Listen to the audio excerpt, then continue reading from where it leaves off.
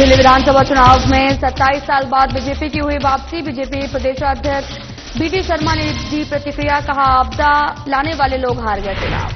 दिल्ली चुनाव में बीजेपी की प्रचंड जीत। मध्य प्रदेश के बीजेपी कार्यालय में जश्न का माहौल। नेताओं ने एक दूसरे को मिठाई खिलाकर दी बधाई। अशोकनगर पहुंचे केंद्रीय मंत्री ज्योतिरादित्य सिंधिया। चंदेरी में केंद्रीय विद्यालय का किया उद्घाटन। जनसुनवाई और सांसद खेल महोत्सव में हुए शामिल। बाड़ी में साइबर क्राइम को लेकर नुक्कड़ नाटक कार्यक्रम। स्कूली बच्चों ने लोगों को किया जागरूक। साइबर क्राइम से बचने के दिए संदेश। शिवपुरी पुलिस ने चलाया जागरूकता अभियान। साइबर ठगी से बचाव की दी जानकारी। स्कूली बच्चों ने बढ़ चढ़ कर लिया हिस्सा।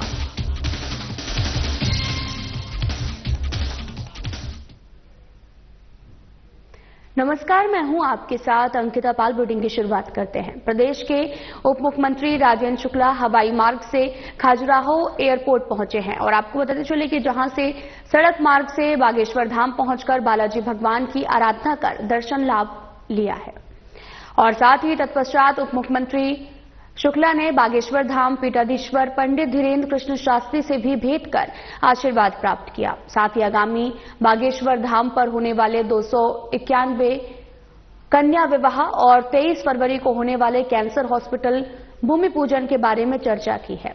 भोजन प्रसादी भी ग्रहण की है और इसके बाद आगे की यात्रा के लिए रवाना हो गए हैं। खजुराहो एयरपोर्ट पर उप मुख्यमंत्री शुक्ला का प्रशासनिक अधिकारियों में कलेक्टर पार्थ जायसवाल और एडिशनल एसपी विक्रम सिंह ने स्वागत किया है।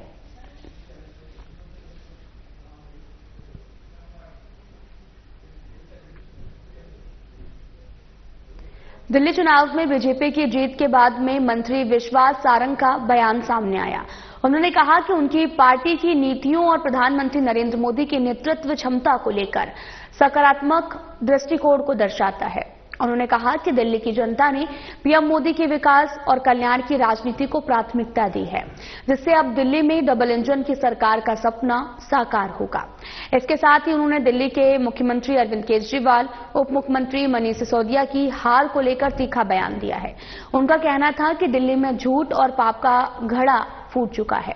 दिल्ली की जनता ने ये साफ संदेश दिया है कि वह झूठ और भ्रष्टाचार को स्वीकार नहीं करेगी और वे ये भी मानते हैं कि केजरीवाल को अब ये समझना होगा कि जनता को गुमराह नहीं किया जा सकता है।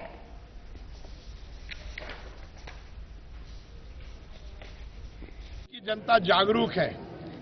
झूठ का, पाप का घड़ा फूट गया और केजरीवाल हार गया। ये देश की राजनीति के लिए बहुत बड़ा संदेश है। झूठ और फरेब 10 साल चल सकता है, परंतु 11वें साल नहीं चला। झूठ और फरेब से 1-2 चुनाव जीत सकते हो, पर जनता पूरी तरह जागरूक है। दिल्ली का चुनाव इसलिए भी बहुत महत्वपूर्ण है कि इसने देश भर की राजनीति को यह संदेश दिया है कि जनता भ्रष्टाचार को सहन नहीं करेगी। जनता फूट और इस तरह की झूठी राजनीति को सहन नहीं करेगी। कभी कहने लगे कि जमुना जी में जहर मिला दिया, कभी कहने लगे कि हमारे विधायकों को खरीदने की बात आ रही है। मुझे समझ में नहीं आता है केजरीवाल जी किस मिट्टी के बने। पर दिल्ली की जनता ने जो खुद को हराया, आम आदमी पार्टी जिस नाम को लेकर चुनाव लड़ रही थी वही अब विधानसभा में नहीं है। मनीष सिसोदिया हार गए। 2 इस राजनीति के बड़े भ्रष्टाचार के मॉडल थे। दिल्ली की जनता ने उन दोनों मॉडल को हराया है। मैं दिल्ली की जनता को बहुत बधाई दूंगा। केंद्रीय मंत्री ज्योतिरादित्य सिंधिया इस समय अशोकनगर जिले के 2 दिवसीय दौरे पर हैं। उन्होंने केंद्रीय विद्यालय का उद्घाटन किया है और अशोकनगर के संजय स्टेडियम में सांसद खेल महोत्सव के कार्यक्रम में शामिल हुए। दौरे के तहत मुंगावली के लोगों की समस्याओं की जनसुनवाई के लिए जनता दरबार का आयोजन किया गया। सांसद सिंधिया के जनता दरबार में बड़ी संख्या में लोग अपनी अपनी परेशानी लेकर पहुंचे हैं। इस दौरान केंद्रीय मंत्री सिंधिया ने जनता से कहा कि अब परेशान होने की जरूरत नहीं है। आपकी समस्या सुनने और हल करने के लिए सरकार खुद आपके दरवाजे आ रही है। उन्होंने कहा कि देश के प्रधानमंत्री ने कहा कि आ रही है, पास आ रही है। जनता सरकार के पास नहीं बल्कि सरकार जनता के पास जाएगी।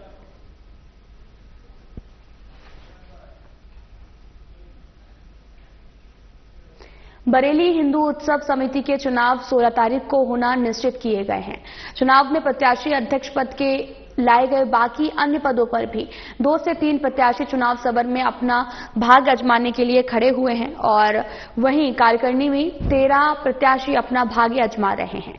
चुनाव के लिए रिटर्निंग अधिकारी की ओर से समस्त प्रत्याशियों को चुनाव चिन्ह आवंटित किया गया है। आपको बताते चलें कि 16 फरवरी को हिंदू उत्सव समिति का चुनाव होना है और जिसको लेकर 13 प्रत्याशी जो हैं वो अपना भाग्य आजमा रहे हैं। प्रत्याशियों को चुनाव चिन्ह के लिए भी जो आवंटित है वो किया जा रहा है। चुनाव में प्रत्याशी अध्यक्ष पद के लाए बाकी अन्य पदों पर भी 2 से 3 प्रत्याशी चुनावी समर में अपना भाग्य आजमाने के लिए खड़े हैं और 13 प्रत्याशी अपना भाग्य भी आजमा रहे हैं।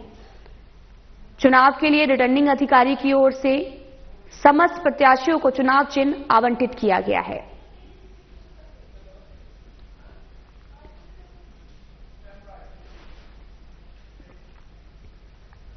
मध्य प्रदेश शासन के स्वास्थ्य क्षेत्र की प्रगतिरत पीएम श्री एयर एम्बुलेंस सेवा जिले में दूसरी बार उपयोगी साबित हुई है। रविवार को लालबर्रा की 4 साल की बच्ची स्मोली अवधिया को जो है वो आपको बताते चले कि कलेक्टर मृणाल मीणा के निर्देशन में जिले में एयर एम्बुलेंस की मदद से एक मासूम को उपचार के लिए भोपाल रवाना किया गया है। जिला अस्पताल में जिंदगी से लड़ रही मासूम बच्ची अमोली को रविवार को उपचार के लिए भोपाल एम्स रवाना किया गया। जिला मुख्यालय से राज्य शासन की महत्वपूर्ण योजना से किसी मरीज के उपचार के लिए योजना सफल साबित हुई है, जबकि पहली बार गोंदिया से इस सेवा का उपयोग नक्सल घटना में घायल शिव कुमार शर्मा को उपचार के लिए दिल्ली उपचार के लिए जो है वो रवाना किया जा चुका है।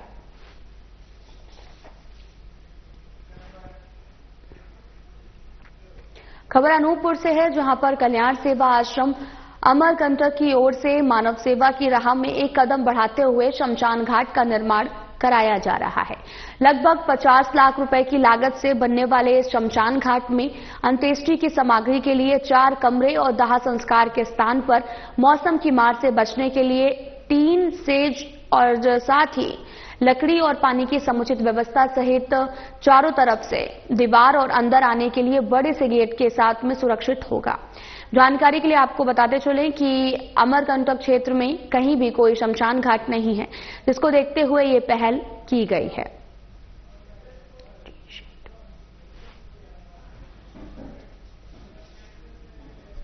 आपको बता दें कि कल्याण सेवा आश्रम ने एक पहल की है। शमशान घाट का यहां पर निर्माण भी करवाया जा रहा है। दरअसल खबर अनूपपुर से है, जहां पर कल्याण सेवा आश्रम अमरकंटक की ओर से मानव सेवा की राह में एक कदम बढ़ाने के लिए जो है वो शमशान घाट का निर्माण करवाया जा रहा है। लगभग 50 लाख रुपए की लागत से बनने वाले शमशान घाट में अंत्येष्टि की सामग्री के लिए 4 कमरे, दाह संस्कार के स्थान पर मौसम की मार से बचने के लिए टीन शेड और साथ ही लकड़ी और पानी की समुचित व्यवस्था सहित चारों तरफ दीवार और अंदर आने के लिए बड़े से गेट के साथ सुरक्षित होगा।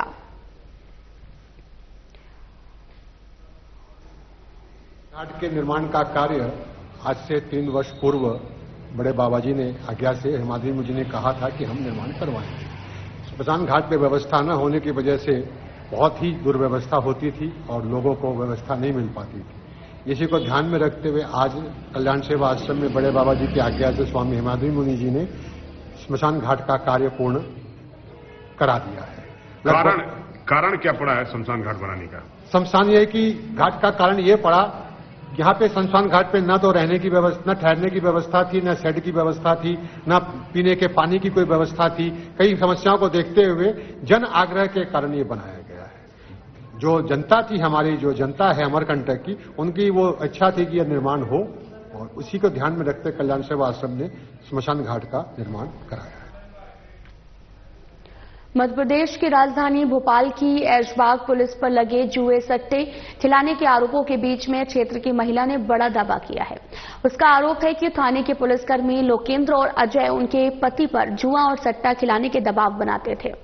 इस अवैध काम को शुरू करने के लिए उधार रकम भी थाने के एक पुलिसकर्मी ने ही इन दोनों के कहने पर दिया था। रकम उधार देने की रजिस्टर्ड लिखा पढ़ी भी की गई थी। महिला ने इसे वायरल किया है। इससे पहले महिला ने जो है पुलिसकर्मियों के ऑडियो जो है वो वायरल कर दिए थे, जिसके बाद थाने के 3 पुलिसकर्मियों को सस्पेंड कर दिया गया। हालांकि महिला का कहना है कि जिन पुलिसकर्मियों को सस्पेंड किया गया वे पुलिसकर्मियों का इस पूरे मामले में कोई हाथ नहीं है। ये पुलिसकर्मी निर्दोष हैं। जिन पुलिसकर्मियों पर कार्रवाई करनी चाहिए उन पुलिसकर्मियों पर कार्रवाई नहीं की गई है। एसीपी सुरभि मीना ने बताया कि अन्य पुलिसकर्मियों की भूमिका की जांच कराई जा रही है। जांच में आए तथ्यों के आधार पर इनके खिलाफ कार्रवाई तय करेंगे।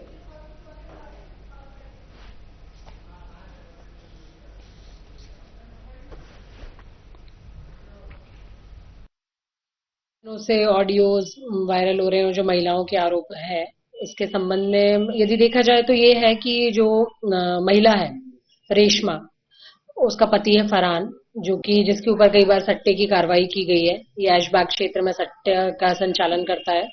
हाल ही में उसी के ऊपर एनडीपीएस की कार्रवाई की गई और इसी बात से क्षुब्ध होकर जो महिला है उसने कुछ ऑडियो उसके पास थे और जो थे पुलिस के ऊपर आरोप लगाए और जब उन ऑडियो को देखा गया, उनका अध्ययन किया गया तो कुछ संदेहास्पद बात जिनके विरुद्ध पाई गई उनके ऊपर डीसीपी महोदय ने तत्काल एक्शन लेते हुए उनको सस्पेंड कर दिया है। ऐसे 3 लोग हैं और अन्य जो लोग हैं उसके संबंध में जांच की जा रही है। तुरंत ही मतलब लगभग उसको कंप्लीट करके हम उसके अंतिम चरण में ही हैं, उसको समक्ष अधिकारी के पेश करेंगे। जांच के क्रम में हमारे द्वारा जो भी पूर्व अभी जो ऑडियोज थे उनकी ट्रांसक्रिप्ट तैयार की गई, कुछ जो कॉल थे मतलब सीडीआर था निकलवाई गई, उनका एनालिसिस किया गया और उसके आधार पर जो भी लोग इसमें संलिप्त पाए जाएंगे उनके विरुद्ध कार्रवाई होगी। लोग हमारे को मिलके दबाव बना रहे थे, ये लोग हैंगे और जो लोग नहीं थे दबाव बनाने वाले उन सबको सस्पेंड कर दिया गया है। जो इन लोगों को सस्पेंड करा, इन लोगों से बातचीत भी होती थी हमारी, ऐसा नहीं है कि नहीं होती थी। इनके कॉल डिटेल में भी लिखा हुआ कि इन लोगों की बातचीत होती थी। फरहान को जिस वक्त पकड़ा गया उस वक्त भी हमने फोन लगाकर पूछा था इनसे कि फरहान को कहाँ ले जाया गया है, तो इन लोगों ने बताया कि हमें नहीं पता कि फरहान को कहाँ ले जाया गया। इस बात का तो पुलिस वालों को ही पता था, लेकिन जिस बात का हम ये कहना चाह रहे हैं कि ये लोगों ने काम चालू करवाया, इन लोगों ने स्टार्ट करवाया, इन लोगों के ऊपर कुछ नहीं हुआ, ना टीआई साहब के ऊपर कुछ हुआ, ना जे लोग इनका कुछ हुआ अभी तक। ये जिन लोगों का जो हमारे ऊपर दबाव नहीं बना रहे थे, कुछ नहीं बना रहे थे, उन सबको सस्पेंड कर दिया गया है और जो लोग नहीं बना रहे थे, जो लोग हमसे कुछ नहीं बोल रहे थे, उन सबको अंदर रखा हुआ गया है। अभी बाड़ी में नगर की एक शैक्षणिक संस्था के बच्चे और बच्चियों ने नगर के चिंतामन चौराहे और साथ ही मुख्य बस स्टैंड पर जो है वो नुक्कड़ नाटक के माध्यम से जनता को जागरूक किया है। साइबर क्राइम को लेकर नुक्कड़ नाटक का मंचन करके लोगों को जागरूक किया गया, जिसमें लोगों को बताया गया कि मोबाइल पर सेव क्लिक करें, साइबर क्राइम से बचें, अपने ओटीपी शेयर ना करें और अपने साथ में हुए क्राइम की सूचना 1930 पर तत्काल दें। जैसे कि वित्त आयोग का कौन अध्यक्ष है, जैसे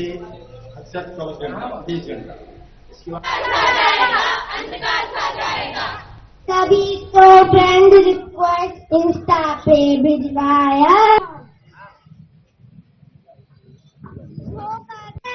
एक्सेप्ट नहीं करनी है, नहीं करनी है, नहीं करनी है।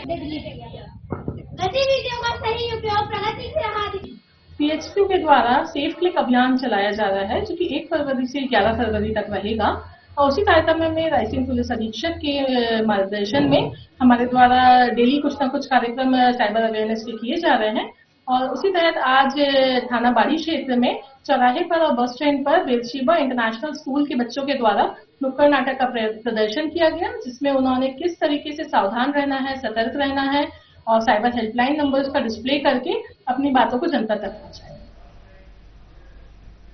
खबर शिवपुरी जिले से है, जहां पर बैराड़ थाना क्षेत्र के पुलिस ने बढ़ते साइबर अपराधों से आमजन को सुरक्षित रखने के लिए 1 फरवरी से 11 फरवरी तक विशेष जागरूकता अभियान शुरू किया है। इस अभियान के तहत बैराड़ थाना क्षेत्र के New Paradise Public Higher Secondary School Bairad पर एक महत्वपूर्ण कार्यक्रम का आयोजन किया गया, जिसमें बैराड़ थाना प्रभारी विकास यादव पुलिस स्टाफ ने छात्र छात्राओं को साइबर सुरक्षा के बारे में जागरूक किया है। धर्मेंद्र शिवहरे और साथ ही रंजीत रावत ने बैनर पोस्टर के माध्यम से साइबर सुरक्षा के महत्वपूर्ण टिप्स को भी साझा किया। उन्होंने लोगों को अज्ञात नंबरों से आने वाले कॉल्स, मैसेज, ईमेल से सावधान रहने की सलाह दी है। साथ ही बैंक खातों को गोपनीय जानकारी किसी से साझा न करने पर भी जोर दिया। कार्यक्रम में ऑनलाइन ठगी, फिशिंग और साथ ही फर्जी कॉल और एटीएम फ्रॉड से बचने के तरीके के बारे में बताया गया। पुलिस ने लोगों को साइबर ठगी का शिकार होने पर तुरंत हेल्पलाइन नंबर 1930 पर संपर्क करने या फिर नजदीकी थाने में शिकायत दर्ज कराने की सलाह दी है। कार्यक्रम में छात्र छात्राओं ने बड़ी संख्या में हिस्सा लिया। बैराड़ थाना पुलिस ने आपको बताते चलें कि अपील की कि वे न केवल खुद सतर्क रहें बल्कि अपने परिवार और समाज के अन्य लोगों को भी डिजिटल सुरक्षा के प्रति जागरूक करें। मध्य प्रदेश के विदिशा से एक हैरान करने वाला मामला सामने आया है। यहां पर एक महिला संगीत कार्यक्रम में एक युवती स्टेज पर डांस करते हुए मुंह के बल गिर गई है। मौजूद लोग आनन फानन में जो है उसको अस्पताल लेकर पहुंचे, लेकिन जब तक उसकी सांसें थम गई थी। डॉक्टर ने उसको मृत घोषित कर दिया है और ये घटना विदिशा के मगधम रिजॉर्ट की बताई जा रही है। मरने वाली युवती की पहचान इंदौर निवासी परिणीता जैन के रूप में हुई है। जानकारी के अनुसार आपको बता दें कि युवती इंदौर से विदिशा अपनी चचेरी बहन की शादी में शामिल होने के लिए आई थी। शनिवार देर रात शादी से पहले आयोजित महिला संगीत में ऊंची आवाज में डीजे बज रहा था और युवती स्टेज पर डांस कर रही थी। तभी अचानक युवती डांस करते करते बेहोश हो गई और नीचे गिर गई। माना यह भी जा रहा है कि युवती को डांस करते समय ही हार्ट अटैक आया होगा। घटना का वीडियो सोशल मीडिया पर तेजी से वायरल हो रहा। वीडियो को देखने वाला हर कोई हैरान है। तस्वीरें आपको दिखा रहे हैं जो कि रायसेन से हैं, जहां पर महिला डांस करती हुई अचानक से स्टेज पर गिर जाती है, जिससे वहां पर मौजूद लोग भी सदमे में आ जाते हैं और अचानक जब वहां पर पहुंचते हैं तो देखते हैं कि महिला की मौत हो गई है। दरअसल ये वीडियो सोशल मीडिया पर इन दिनों जमकर वायरल हो रहा है और ये भी कयास लगाए जा रहे हैं कि महिला को हार्ट अटैक आया होगा, इस वजह से उसकी मौत हो गई है और वहीं वीडियो को देखने वाला हर कोई हैरान है। दरअसल ये पूरा जो वीडियो है वो मध्य प्रदेश के विदिशा से बताया जा रहा है। यहां पर महिला संगीत कार्यक्रम में एक युवती स्टेज पर डांस करते हुए मुंह के बल गिर गई, जिसके बाद मौके पर मौजूद लोग उसे अस्पताल लेकर पहुंचे, लेकिन तब तक महिला की मौत हो चुकी थी। और ये घटना विदिशा के मगधम रिजॉर्ट की बताई जा रही है। मरने वाली युवती की पहचान इंदौर की रहने वाली परिणीता जैन के रूप में हुई है।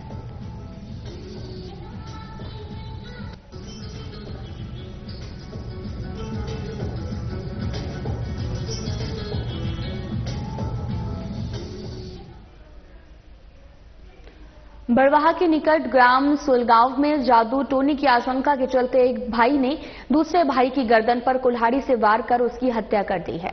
पुलिस से मिली जानकारी के अनुसार ग्राम सुलगांव के निवासी आरोपी भूरे सिंह को बोरिंग में पानी कम होने पर अपने छोटे भाई सुरेश सिंह पर आशंका भी थी कि उसने जादू टोना करके बोरिंग में पानी कम करवा दिया है। इसी आशंका के चलते रविवार की सुबह आरोपी भूरे सिंह ने अपने छोटे भाई सुरेश सिंह पर कुल्हाड़ी से गर्दन पर घातक वार कर दिया है, जिससे मृतक सुरेश की मौके पर मौत हो गई है और बीच बचाव करने आया त्रिलोक सिंह भी गंभीर रूप से घायल हो गया, जिसे बड़वाहा सिविल हॉस्पिटल में प्राथमिक उपचार के बाद इंदौर रेफर किया गया है। थाना प्रभारी बलराम सिंह राठौर ने बताया कि मृतक की गर्दन पर कुल्हाड़ी का घातक वार से मौत हुई है। आरोपी को गिरफ्तार कर लिया गया है। मृतक का पोस्टमार्टम बड़वाहा के सिविल हॉस्पिटल में किया जा रहा है। पुलिस ने मामला भी दर्ज कर कार्रवाई शुरू कर दी है।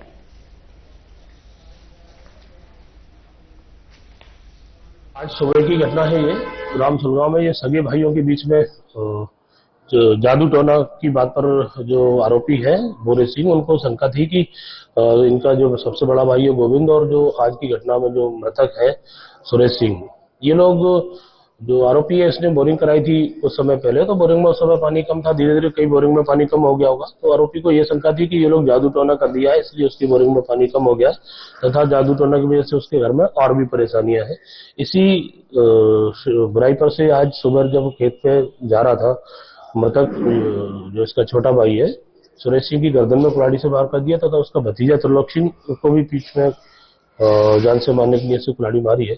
घायल और मृतक को हम पंचनामा पश्चात हॉस्पिटल लेके आए हैं, घायल का इलाज चला रहा है। बेहर क्षेत्र में टाइगर का आतंक देखने को मिल रहा है, जिसकी वजह से आसपास के गांवों में दहशत का माहौल बना हुआ है।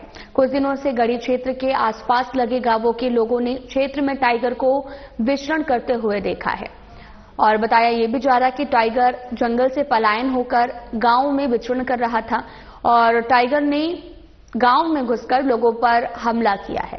इस हमले में 2 लोग घायल हो गए हैं। वहीं गंभीर रूप से घायल हुए दोनों लोगों से मुलाकात करने रणजीत सिंह बैस पहुंचे हैं और घायलों की हालचाल भी ली और इसकी जानकारी मिलते ही वन विभाग की टीम भी मौके पर पहुंची है।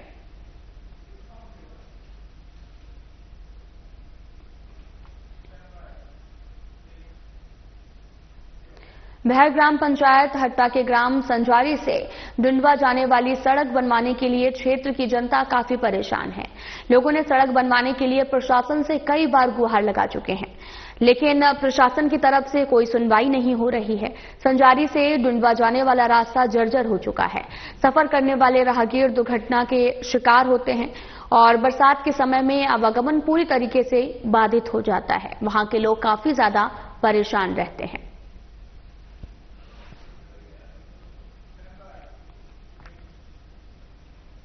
शासकीय हाई स्कूल नरवाली में एक महीने में 3 से 4 बार चोरी होने की घटना सामने आ रही है।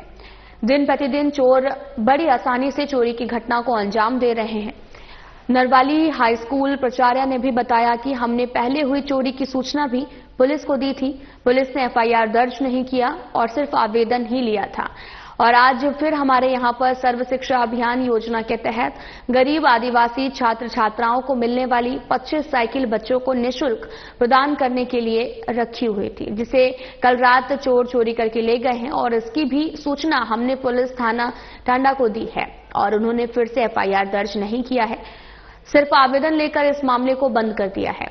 टांडा में भी पिछले दिनों 1 महीने में एक छोटे दुकानदार की दुकान में चोरी की वारदात हुई थी और साथ ही फरियादी ने भी पुलिस थाने के चक्कर लगाए और उसके बाद भी रिपोर्ट न लिखते हुए आवेदन लिया गया और ऐसे ही कई सारी चोरी की घटना होती रही हैं और पुलिस तमाशा देखती रही है। पुलिस आज तक किसी भी चोर गिरोह को पकड़ने में सफल नहीं हो पाई है। साइकिल 53 प्राप्त हुई थी, बालक की 51 हुई थी और बालिका की 40 हुई थी, जो हमारे स्कूल के एक कक्षा में रखी हुई थी। अज्ञात चोरों के द्वारा कल रात में 25 साइकिल वहां से चोर ले गए और जो हमने पूर्व में जो बच्चे उपस्थित थे उनको हमने वितरण कर दी। शेष साइकिल थी वो रात में अज्ञात चोरों के द्वारा ताला तोड़कर चोर ले गए। हमें पुलिस को पहले भी चोरी हो गई थी, मोटर ट्यूबवेल वगैरह की मोटर सभी ले गए थे, केबल सहित, उसकी भी सूचना हमने दे चुकी है। इसकी प्राप्ति हमारे पास है और जो भी सूचना जो चोरियां होती है प्रकरण में उसकी सूचना हम थाने को आवेदन के तौर पे हम अवगत कराते हैं। खबर बाड़ी से है, जहां पर कुछ दिन पहले एक चोरी की घटना ने पुलिस के होश उड़ा दिए हैं। चोरी की ये वारदात पुलिस के लिए सिरदर्द बन गई है। आरोपियों ने खाली घर में बड़ी ही चालाकी से चोरी की घटना को अंजाम दिया है और चोरी के लिए चोर ने किराए की गाड़ी का इस्तेमाल किया। इसके बाद पुलिस ने जबलपुर के गाड़ी मालिक से संपर्क किया और जांच के बाद आरोपियों को पकड़ लिया गया। पुलिस ने आरोपियों से लगभग 50,000 रुपए भी जब्त किए हैं और गिरफ्तार किए गए चोरों को अब अदालत में पेश किया गया है। यह घटना पुलिस की त्वरित कार्रवाई का एक उदाहरण भी है, जिसने हाईटेक चोरी के बावजूद आरोपियों को पकड़ने में सफलता पाई है।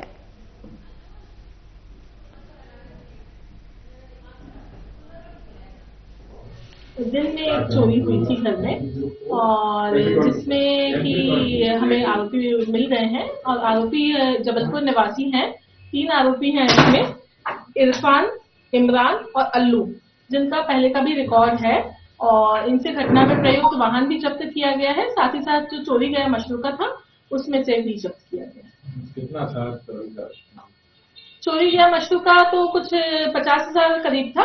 अभी 21,000 रुपए इनसे जब्त है और बाकी पुलिस रिमांड लेकर और आगे की पूछताछ की। क्या कुछ बताया इन चोरों ने कैसे चोरी की?